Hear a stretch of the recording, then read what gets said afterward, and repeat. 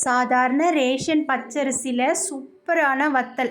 ஒரு முறை இந்த வத்தலை நீங்கள் செஞ்சு பாருங்கள், அப்புறம் அடிக்கடிக்கு செய்வீங்க. அவ்வளோ சூப்பராக இருக்கும். எப்படி செய்கிறதுன்னு பார்க்கலாம் வாங்க.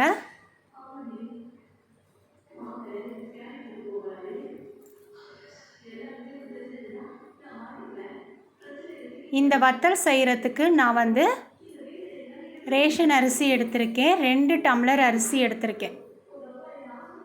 அரை டம்ளருக்கு கொஞ்சம் கம்மியாக, அரை டம்ளர் அளவுக்கு ஜவ்வரிசி எடுத்துக்கோங்க. அப்போ தான் நல்லா முறுமுறுவாக சூப்பராக இருக்கும். 2 டம்ளர் பச்சரிசிக்கு அரை டம்ளர் ஜவ்வரிசி எடுத்துக்கோங்க. மொத்தம் இதுக்கு ஒரு 7 டம்ளர், ஒரு டம்ளருக்கு 7 டம்ளர் தண்ணி வேணும். ஃபஸ்ட்டு நாம் ஒரு 3 டம்ளர் தண்ணி போட்டு ஊற வச்சிடலாம். இது நான் நைட்டு படுக்கும்போது ஊற வச்சிடுறேன். காலையில் எழுந்து அரைச்சி வத்தல் போட்டுக்கலாம். இப்போ பாருங்கள், நல்ல அரிசி ஊறி வந்துருச்சு. இதுக்கு தேவையானது ஒரு 12 பச்சை மிளகாய் எடுத்து அரைச்சி எடுத்துக்கலாம். ஒரு டம்ளருக்கு 7ன்னு சொல்லிவிட்டு நான் 14 டம்ளர் அளவு தண்ணி சேர்த்துருக்கேன். பச்சை மிளகாவை இதில் சேர்த்துட்டோம் அரைச்சி. தேவையான அளவு கல் உப்பும் சேர்த்துருக்கோம். தண்ணி நல்லா கொதித்து வரட்டும். இப்போ நம்ம அரிசியை அரைச்சி எடுத்துகிட்டு வந்துடலாம். நல்லா சாஃப்டாக அரைச்சிக்கணும். எந்த அளவுக்கு சாஃப்டாக அரைக்க முடியுமோ அந்த அளவுக்கு சாஃப்டாக அரைச்சிக்கணும். குருணை இருக்கக்கூடாது, பார்த்துக்கோங்க. இப்போ நம்ம அரைச்சி எடுத்துகிட்டு வந்துட்டோம் 2 பார்ட்டாக அரிசி மாவை.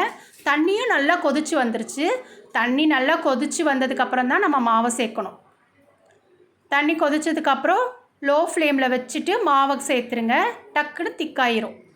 நமக்கு ஒரு 10 நிமிஷம் தான் தேவைப்படும். சூப்பராக வத்தல் ரெடி ஆகிடும். பாருங்கள், நம்ம போட்ட உடனே நல்லா திக்காய் வந்துருச்சு, பார்த்துக்கோங்க. தண்ணியோட அளவு ரொம்ப முக்கியம். இதை நல்லா கிளறிட்டு அப்படியே விட்டுருங்க. ஒரு 5 நிமிஷத்தில் நமக்கு வெந்து வர்றது நல்லா தெரியும். பாருங்கள், மொத்தமாக ஒரு 10 நிமிஷம் தேவைப்படும், அவ்வளோதான். அடி பிடிச்சிடாத நல்லா திக்கான பாத்திரமாக பார்த்து வச்சுக்கோங்க.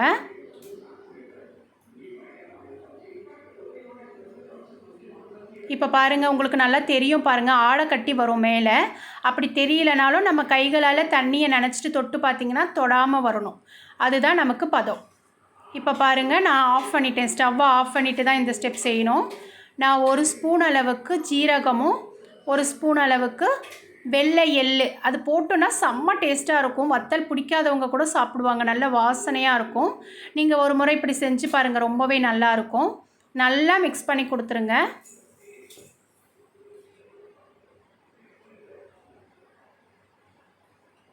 இப்போ நம்ம நல்லா மிக்ஸ் பண்ணிட்டோம். ஒரு சின்ன பாத்திரத்தில் நம்ம எடுத்து வச்சுக்கிட்டு ஒரு சின்ன குழிக்கரண்டியில் நம்ம வத்தல் போட்டு ஆரம்பிச்சிடலாம்.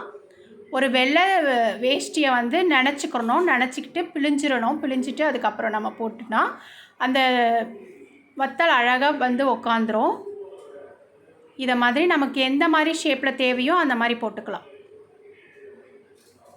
இப்போ நான் மொத்தமாக போட்டு வந்துட்டேன். பாருங்கள், இந்த அளவுக்கு வத்தல் கிடச்சிருக்கு. 2 டம்ளர் பச்சரிசிக்கு நமக்கு இவ்வளோ வத்தல் கிடச்சிருக்கு. இது ஒரே ஒரு நாள், இப்போ காயிற வெயிலுக்கு ஒரே ஒரு நாள் தான் காய வச்சேன். பாருங்கள், சூப்பராக வத்தல் காஞ்சிருச்சு. வத்தல் எப்படி எடுக்கிறதுன்னு பாருங்கள். நம்ம திருப்பி போட்டுட்டு லைட்டாக தண்ணி தெளித்த உடனே நமக்கு சூப்பராக வத்தல் நம்ம கைக்கு வந்துடும். பாருங்கள், எடுக்கும்போது எவ்வளோ ஈஸியாக வருதுன்னு. அவ்வளோதான், ஈஸியாக நமக்கு வத்தல் கிடச்சிருச்சு. இதை நம்ம அப்படியே யூஸ் பண்ணக்கூடாது. இதை எடுத்துகிட்டு திரும்பவும் நம்ம ஒரு நாள் வெயிலில் நல்லா காய வச்சு எடுத்து வச்சா தான் நாள்பட வரும். அது நல்லா ஒரு நாள் நம்ம வெயில் நல்லா காயறதுனால நமக்கு ஒரு நாளே போதுமானது. இப்போ நல்லா எண்ணெய் காயணும். காஞ்சதுக்கப்புறம் தான் வத்தல் போடணும். பாருங்கள், நல்லா வத்தல் சூப்பராக நமக்கு கிடச்சிருக்கு.